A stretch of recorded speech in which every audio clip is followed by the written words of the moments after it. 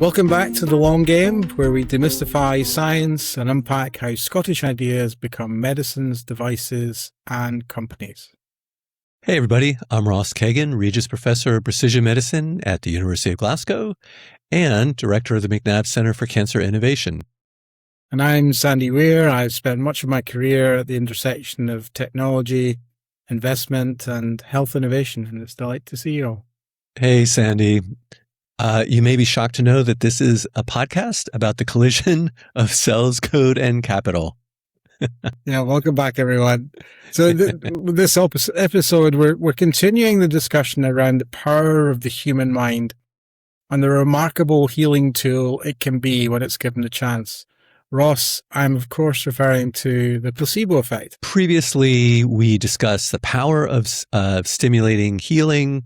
This is a concept that has been known, if not really understood, for millennia. Aristotle wrote about the importance of friendships and so on in our health. This placebo effect is more than just positive thinking. The idea that if you believe a treatment or procedure will work, it's going to be successful. It's really much more specific than that, which I think is, for me, really interesting. It's about harnessing the power of the connection between your brain and your body. The brain, of course, controls the body, and you can help it along and really amplify how they work together. So, Sandy, just as a reminder, we want to be responsible here. Placebos won't lower your cholesterol. Eating more sausage rolls is the only way to lower your cholesterol, as we previously discussed.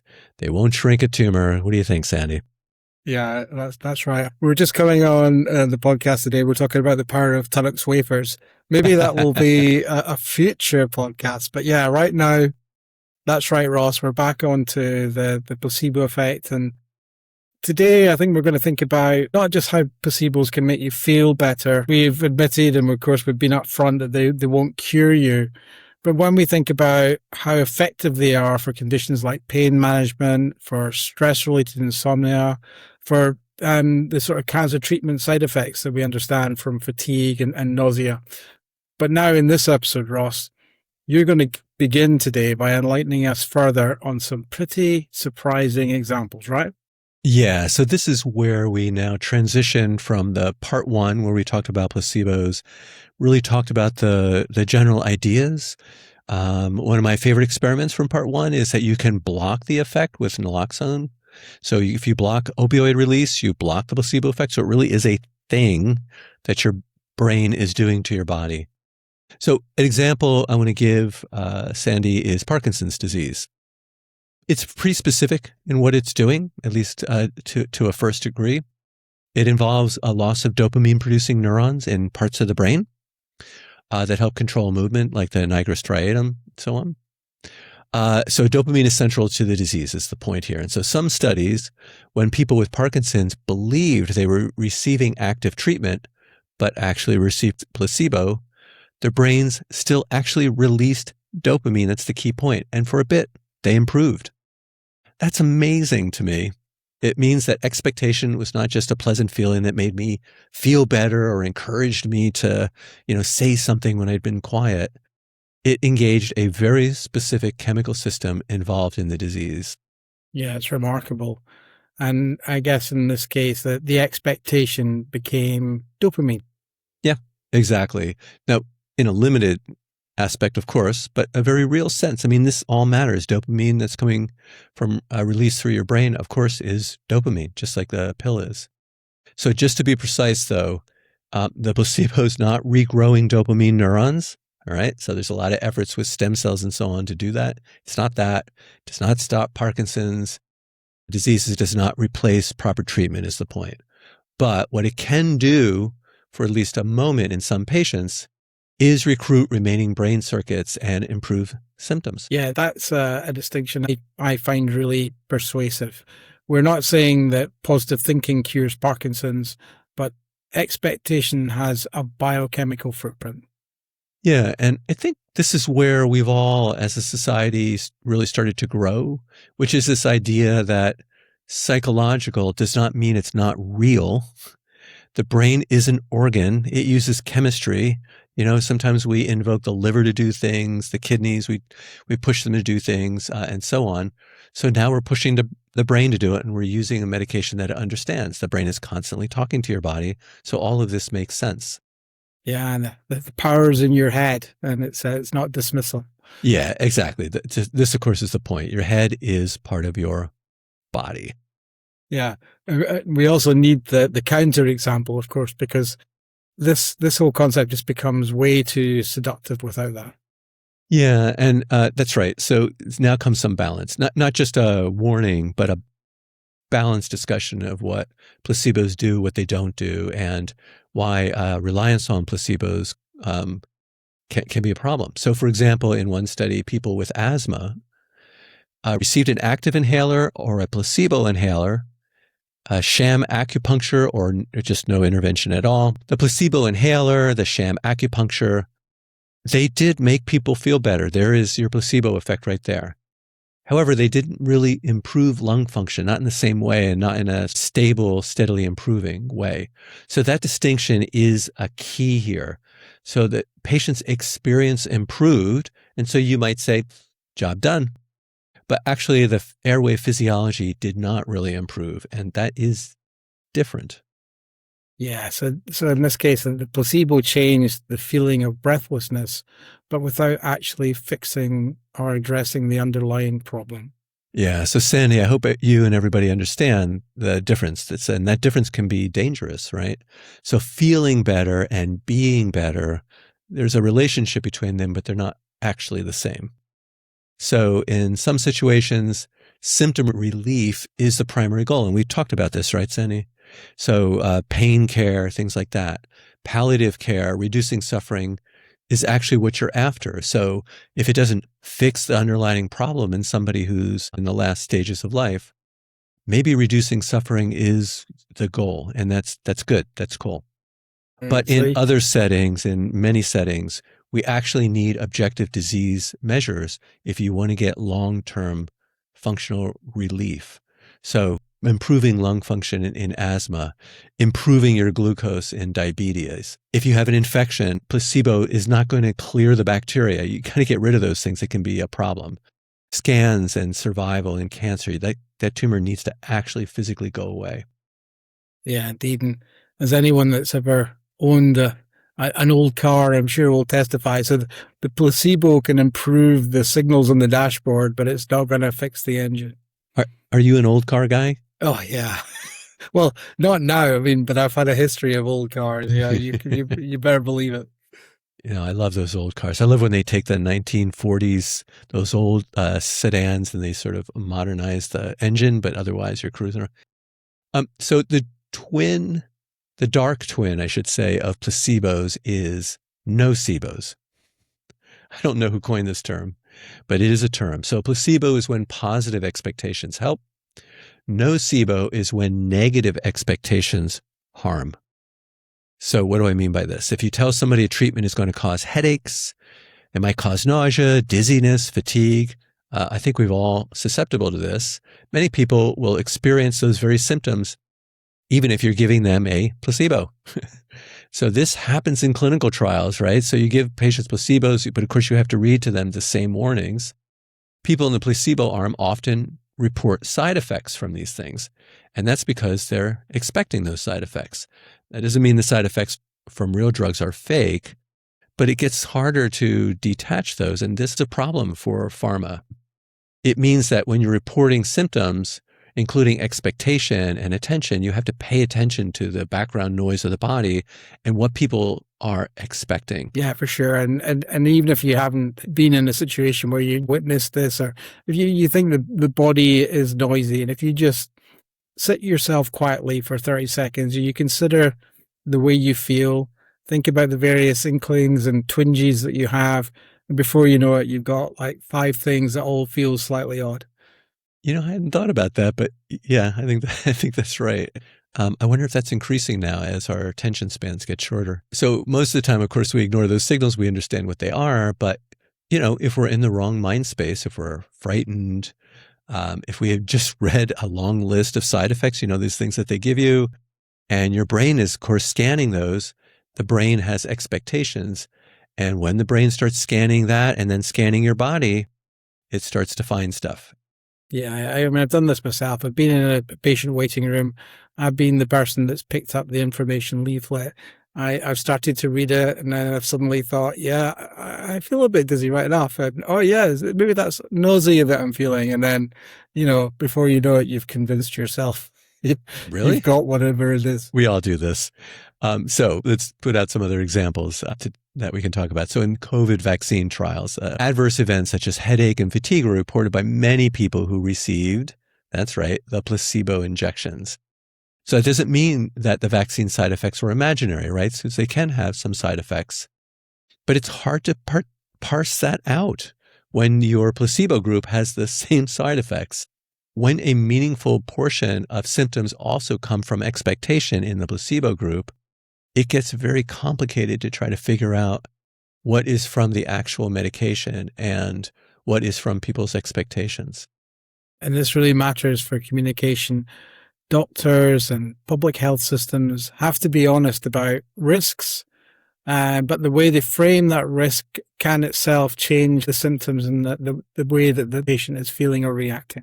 Yeah, exactly. So saying, this drug commonly causes terrible nausea is pretty different from saying, look, most people do not have severe nausea, but some do. And if you do, we have ways to help if that happens. So you're giving them the same facts, but you're setting expectations very differently.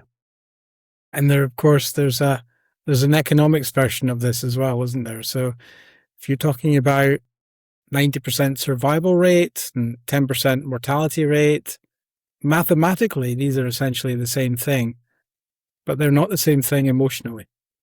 Yes, that's right. That adds up. And yeah, exactly. So medicine is just full of these emotionally loaded numbers. But I noticed you use the E word, economics. So please tell me about the economics of placebo. Yeah, let's try and come to a price. Yeah. So this is where any economists in the room might start to get a little bit twitchy. There was a study where people received placebo pain pills, many of the examples that we're talking about, and some were told that the pills were expensive, and others were told that the pills were discounted. But here's the thing: the expensive placebo produced more reported pain relief than the discounted version. This is quite funny. It's quite amusing, right? But it's also pretty alarming. It means that price can act also as a medical signal. Expensive means that we think it's going to be potent and effective. Discounted means it's going to be a weaker result. So even when the pill contains nothing active at all, we've got a perception and a value associated with it. So does that mean by having crazy high medicine costs in the US, they're actually doing that because they care about the patient and they want them to feel better, and by pushing down costs here in the UK, that we're just letting lots of people suffer? Is that where we're going? How do you think? I mean, that really is a kind of an extraordinary area to dive into. All those expensive medicines that are on our shelves, they're really trying to help. I've just mortgaged my future to take this. Bring me the most expensive medicine you have, because that's likely I think to be the only one there's that happens all the time, right? So in any case, to your point, this is a real problem for branded versus generic medicines. Yeah. Yeah, exactly. Where we have two tablets that essentially contain the same active ingredient in the same dose, we expect them to work, at least chemically, exactly the same. But the branded packet might carry more trust with the patient, more familiarity, and more perceived potency. The generic version might feel like it's downgraded, or even when it's not, it might not feel like it's going to be as effective. So for a health system like the NHS, of course, this really matters. We want to use generics where appropriate because they save money and they allow resources to go elsewhere. But if a patient feels that the cheaper, inferior version is not going to work, again, the system ultimately pays the penalty. That's interesting because because I assume that people here in the UK are more used to taking generics. I wonder if that problem lessens because they don't have the baggage behind it. Definitely in the US, generic is like, oh, that must be crap, right? Because in America, worth is tied up in how much it costs. So here's a little experiment, Ross. So when you go to the chemist, so when you've got a bit of a flu or a cold, and you're looking at all the various different options, I won't mention the high street pharmacy name. Do you go for the high street pharmacy version, or do you go for the branded version?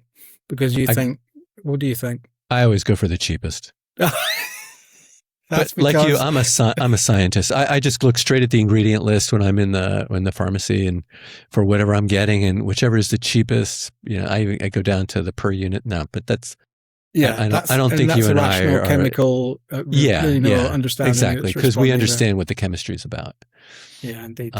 So anyway, but to your point, so of course the molecules are the same, but this is exactly what we've been talking about with placebos. The meaning changes and what you think of it is, I think, your point. Yes, exactly. And procurement can solve the price issue, but only the communication, of these equivalences that can engender the protection and the trust that we're seeking. So a patient that needs to hear this is not a second class outcome. This is not a second class case. This is the same active medicine. It's just a different price, so that the chosen evidence supports it. And because this helps us to manage a system that helps to spend less money and put the resources where it really matters. Yeah, actually, that'll be an interesting experiment, because remember, on the first part of this, we talked about even when people were told it was a placebo, the placebo effect still works. So even if you tell them this is not second-class care and that it's generic, I wonder how that will go down. But certainly, that's a better placebo than just giving them a glossy packet. Yeah.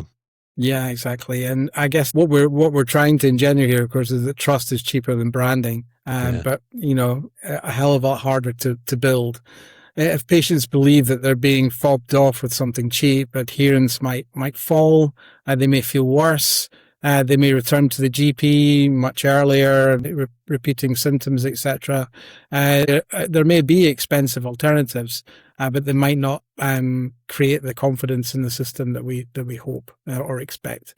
So placebo is not just a clinical curiosity. It really does affect markets, affects pricing, affects prescription, adherence, and ultimately public spending. So in other words, and I guess this really comes to the doctors who are the face of the NHS, which is it's not just that it buys well, it buys inexpensively. It needs to explain all of this very clearly to the patient. Yeah. Exactly. I think explanation becomes a really crucial part of that whole value chain. Yeah. So, okay. So we got the clinician as part of the treatment context. And I think that's a common theme that we're using, which is it's not just the medication, it's how it's presented. This really matters. You can be very upfront about what you're giving them, even tell them if it's a placebo or if it's a generic, all those sorts of things.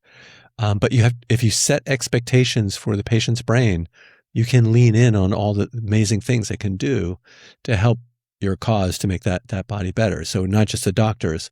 You walk in, you're talking about the nurses, the pharmacists, the physiotherapists, radiographers, even the reception staff that you walk in. When we walk into that reception staff, how welcoming they are sort of calms, how your expectations about what you're about to encounter. So every patient knows this. Yeah. A clinician who is just calm and in control, they make you calmer. If they're rushed, this makes you feel like you're a nuisance, and then that sort of dials down what you're expecting to get out of it. If they're worried, you're worried. So a clinician who takes the time, and I have to say they do that especially well here in the UK, in a lot of ways, sometimes better than I had seen in the US. I'm really impressed with this, which is they really explain very clearly, and they help you tolerate all of this uncertainty. So this isn't just like, soft, touchy-feely stuff. This actually affects care, and that is the point. So if a patient understands why they're taking a medicine, they're more likely to take it. They're more likely to respond to it. If they know which side effects actually matter, but that things can be done to correct those, they're less likely to panic. They're less likely to even have those side effects. Basically, if they trust the plan, they'll, relax, they sleep better, they'll feel better, they'll come back when they're supposed to, and they'll stay on with the treatment. As you know, Sandy, I've run clinical trials, and I've talked to many who have run those clinical trials. Adherence to that is really shockingly low in many cases. In other cases, it's much better. And actually, in exploring this, I'm starting to learn how important setting those expectations are to how people trust the system and then show up because they believe it's going to work. What do you think? Yeah, I think the points you're making here, Ross, and through your experience, are really, really important. This is where the health economics often misses something that's very, very important. We measure appointments, we measure procedures, we look at the waiting times, the prescriptions, and obviously overall costs. But we're not always measuring our understanding, the value of reassurance or trust. Yeah, a confused patient can be an expensive patient. They don't reattend. They don't take their medicine. They seek unnecessary tests, or in the worst cases, of course, they disengage from the care system entirely. Sure. So, in other words, would you say kindness is economically rational? Yeah, I would. I'd put I'd probably even more strongly that, you really need to have trust in that infrastructure. If it is strong, the whole system works much better. If it's weak, everything becomes contested. A trusted system can prescribe generics, explain waiting times, encourage vaccinations, support the really difficult treatment choices, and ask patients to tolerate uncertainty. An untrusted system pays a heavy tax on every interaction. Would you say a trust tax? Exactly. In medicine, that tax is paid in money, time, anxiety, outcomes, the whole array. Yeah. I mean, you can really see this. I see this a lot in cancer. Yeah. So think about what you're asking patients to accept. It's pretty frightening, actually. And yeah, we've all seen people having to go through this. So you have chemotherapy. That's crazy. Surgery, radiotherapy, getting hit with radiation. Even scans are pretty intense, going into these big machines and so on. Now that I'm thinking about with our conversation, you're often doing a lot of waiting around, right, to set yourself up for these things. All the uncertainty of what's going on, no matter what they tell you, you know that there's always a possibility that something could go poorly. And that's kind of scary. That's why it's called the C word. So a clear, honest conversation, it's not going to remove all the fear, but it can make that fear less isolating. And then that in turn, just as we were just talking about, that can encourage somebody to go ahead, stay with their treatment because they feel like, look, I have a path here. I trust this path. I trust that person. I trust the system.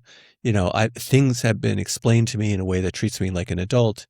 And so I'm going to stay with the treatment. Yeah, and I think this is where the wellness industry becomes quite uncomfortable. Wellness businesses, they often very good at the ritual part. The appointment's so long, the lighting is soft, the language is personalized, the tests look sophisticated, the patient feels seen. That feeling can be real. We should not sneer at it, or we shouldn't disregard it. People want time, they want attention, they want a sense of control. I think if you're a cancer patient waiting, that for me would translate instantly to fear. What is happening all that time that I'm waiting, when I'm waiting for my next appointment? I think that must be incredibly distressful. Yeah, I know somebody close to me that has gone through that fairly recently, and this is exactly it. I mean, the fear gets ramped up as time stretches forward, for sure. And of course, it can be very isolating because people want to help, but at the same time, they're not sure what to say. Yeah, all this is I guess it's almost like another podcast in its own. But getting back to your point about the wellness world, yeah, that's why they're popular. They sell everything that we've just been talking about, all the things that go into making placebo successful. They have all that. The problem, of course, as we've also discussed, is that the product that they're selling doesn't have much evidence to it. It's often quite weak, Very rarely do these things play out. I'm old enough now to have watched dozens and dozens of these things come through the system, and they all end up, like, with almost without exception, end up being nonsense. So the patient does feel better, and the supplement or whatever they're taking, the detox, that gets all the credit. But of course, it doesn't last. What do you think? Yeah. They may feel very better in a very short time scale, but of course, they not overall. The wellness industry, they win the theater, and of course, they lose the biology. Yeah, sure. And actually, this whole episode has caused me to really understand better things like Goop. Remember Goop? Yeah. Calling you out, Goop.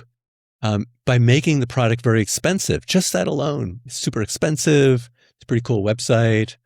And it can make the patient better. So you can say, so what's the problem?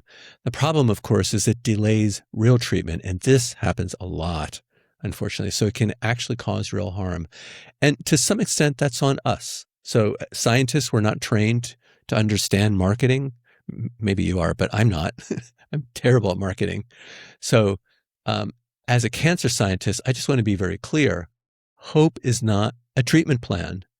I'm not very good at saying that in a way that will invoke efficiently this placebo effect. But meaning is not a substitute for therapy. Ritual is not replacement for scientific evidence. In the end, over time, that will out. Yeah, no, absolutely right. And just what you were saying there about marketing reminded me of one of the courses I did when I was studying in part for an MBA.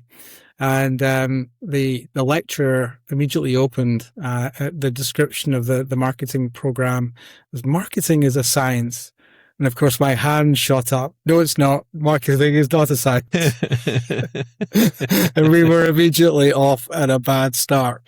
But I think the point you're making here is really, really important, Ross. And I think the thing is that mainstream medicine, we shouldn't sit back and be smug. If people are leaving evidence-based care to find time, attention, and meaning elsewhere, that's really a failure of the system. Yeah. So, I mean, what do you think the answer is? It's not to make medicine colder and more precise.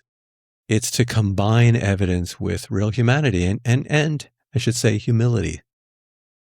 Yeah, and I think this is. I mean, I hadn't given this enough thought before this podcast, before we started doing this 2-part, and you're really getting back to the molecule and the meaning. But here's a little bit of an extra thought, Ross. I mean, should we be removing all of the kind of branding around medicine? Is the branding really an important part? Surely it's just, this is the drug, this is the effect, these are the potential side effects, but this is the potential outcome.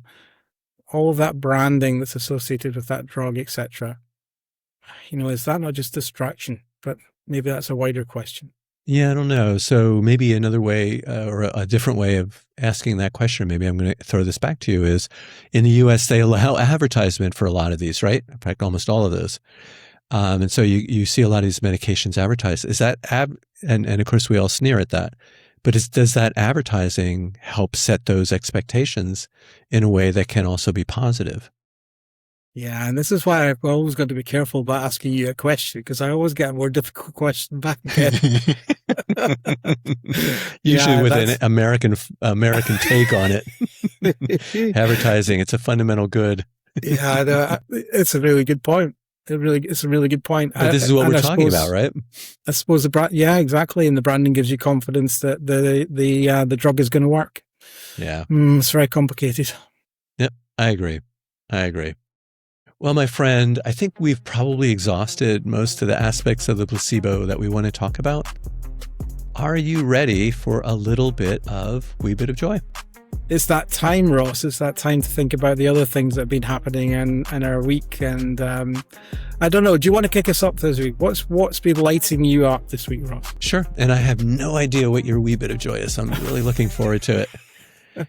And I should say, that and thank you listeners for the feedback. We really appreciate it, that we're trying to be a little more efficient and a wee bit of joy, because I in particular can go on for forever. And it was starting to become endless joy. That's not a bad thing, but yeah, we're going to try. I know, but we want to respect people's time. We really do. So my wee bit of joy this week, I want to talk about one of my bucket list items. Yeah, immediately it sends danger around that. Well, you must have some bucket list things that you've just never been able to cross off. I've lived a magical life and I've crossed many of my bucket list things, but there's two key ones. One, which I'm not going to talk about, is milking a cow. I've never milked a cow. I'm from New Jersey. The only cows I ever saw was at a prison farm nearby, and it was men in orange jumpsuits and cows and a lot of barbed wire. So no cows. And since then, people send me pictures of them at fairs milking cows just to taunt me. The second one is puffins. I've always wanted to see a live puffin. That's incredible. A live puffin. You're going to tell us more about this, this need. That's right. So, and I want to say, let me be clear how I feel about puffins, okay? I feel like penguins have had their time. I'm tired of penguins. They have a great PR system. All they do is waddle around. They don't look nearly as cool as puffins. I could go on for a while about how much better puffins are than penguins, but they don't have a good PR system there. To me, penguins, they have an incredible PR system. They're all kind of rich, lying in the back, hanging out there in the Antarctics, smoking cigs and drinking margaritas and saying, those puffins are idiots. So I have very strong feelings about that. So the reason I bring this up is I discovered this past week that there are live puffins online. You can have a puffin online feed. Did you know this? I didn't know, but I do know that, a lot of bird colonies that are, monitored these days have got live cameras. So you can see things like the ospreys up in Bothgarten and, yeah. Dude, it's great. It's like nature's ASMR. Okay. Wow. So I'll throw this on a big screen behind me at work when I'm working. So right now I'm at home. So there's no plot. You never know what they're going to do. And crazily today when I looked, they weren't even in sight of there. You could hear them, but you couldn't see them. They're not arguing ever, unlike penguins. Penguins can be kind of nasty. There's no breaking news. It's just this cliff, a bunch of, you can see the sea, a bunch of wind, all that stuff. And then you have these magical puffins, and they're just kind of stomping around like as if they've been invited to a formal dinner. They can't really find the address, so they're kind of stomping around the cliff trying to figure out where I put the address. See, this is why they're great, because they do stuff. And so I like to put it on as a background screen, truly background, kind of something to look at between emails, reminds me how much I love puffins, kind of slows everything down a little bit. And I have to say, this week, we've been talking about dementia, aging. We've been talking about placebos and cancer and all that stuff. So I just wanted to say, to recover from all of this heavy talk, I want to throw out there watching just a little puffin seabird standing on a cliff. So Sandy, this is my wee bit of joy, Puffin Live feed. What do you think, my friend? I think we've got to get you out there and got to introduce you to puffins in the wild. Would be too much joy. Yeah, I don't know if I could handle it. My father, bless him, he used to have a boat that he kept in Stonehaven, up on the northeast coast of Scotland, just slightly south of Aberdeen. And he was a big fan of fishing, and he used to potter around in his boat. He used to take me out occasionally. And we always got a great view of puffins, because the puffins would be in the sort of cliff tops and the hills nearby on the seashore, and they were always out fishing, or certainly the times of year that we used to take the boat out. So yeah, they're remarkable little birds, and they're really cute. And I understand your affection for them. They're really cool. So were they great or the greatest? In terms of the bird population, yeah, they're pretty cool. Pretty cool. I might be setting high expectations. When I go there, we're like, hey, they're just birds. Give me some wee bit of joy that's not puffin. or if you want to do Parkland, Yeah, that's cool. so I guess I've been attending the Commonwealth Games in Glasgow, Ross. I was through in Glasgow the other day, and it was very kind. My daughter gifted some tickets to Helen and I, and yeah, we headed through and we saw some athletics yesterday. It was really fun day. And it kind of reminded me of times when I've gone to the Commonwealth Games before. So I'm lucky. I'm not sure. Are you aware of the Commonwealth Games, Ross? Do you know A about bit, them? yeah. And So I know that Glasgow stepped in to take them over. Yeah, yeah, so it's a bit like a sort of a mini Olympics. So it's only the Commonwealth nations. And of course, there are a lot of those, but not in the same extent, of course, when you have the Olympics and you have kind of world representation. But it's great. It brings all those countries together, and the Australians they're mad daft on sport, and they always seem to do really really well. But you get all these different countries participating, and it's fantastic to see. It brings a lot of people together. A lot of people travel, and as you say, Glasgow steps in at the last minute because I think the games were meant to be in Australia, and then for some financial or other reasons, they had to withdraw, and Glasgow stepped in at the last minute. Having hosted the games last in 2014, they decided that they would do this again. It's smaller scale. It's smaller scale than the full games that were held in 2014, but it was great fun to be part of. So I went through the Scotstoun Stadium yesterday, and we saw, as I say, the athletics, and I'd never seen javelin throwing before. And the main, I guess, one of the main events yesterday morning was the qualification for the javelin tournament, and it was very high winds. And I've never seen a bunch of reporters look so pale and ashen faced as these javelins were flying I all over the bet. place. There was one poor competitor who obviously had a really incredible throw, but just couldn't get to terms with the windy conditions. And every throw was outside of the arc, which is the measure. So unfortunately, at the end, they got disqualified. But it was an incredible field. I think they had all of the major throwers from Olympic champion, world champion, so incredible array of talent. And the announcer had said that this is a field that would represent the best of the competitors if this were the Olympics. So fantastic to see and fantastic to witness. One of the great things about the Commonwealth Games, and I don't know when they started doing this, but the Paralympics takes place at the same time. So that it's not a separate event, it's the same event. So that I find that really, really cool. I think that's really impressive. And then I guess the one slight annoying thing that's been really sort of bugging me in the past few weeks is here in the UK on BBC television, there's a recurring advert, which is it's well placed. It's meant to reassure us of the license payers' money going to the BBC and to remind us of all the great things that we get from the BBC. But the recurring question is, what does the BBC actually do for me? And one of the things that I really, really think that they've missed an opportunity here is to show the Commonwealth Games live on TV. It was always a big feature. Sport was always a big feature of the BBC, and I just find it very sad that it's not on the BBC at the moment. You're in Glasgow, Ross. You get a chance in the next few days, go see any of the events. I really encourage you to do it. It's great fun.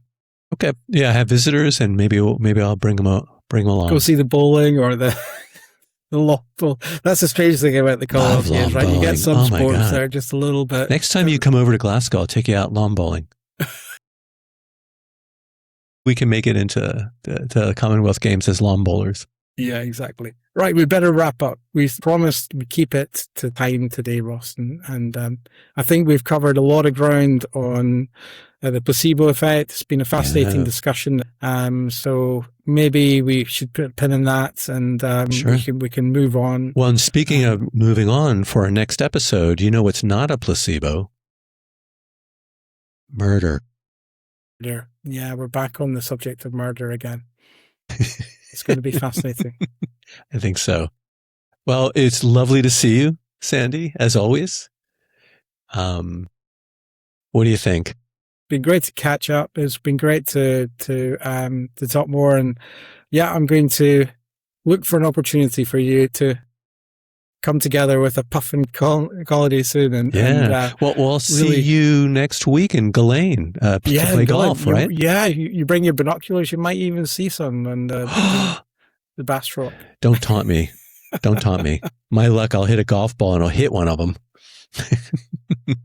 All right, big guy. All right. Great. Thanks very much. That's all from us in this episode. Thanks very much everybody. For listening. Keep the heed and see y'all next time. Bye. Goodbye.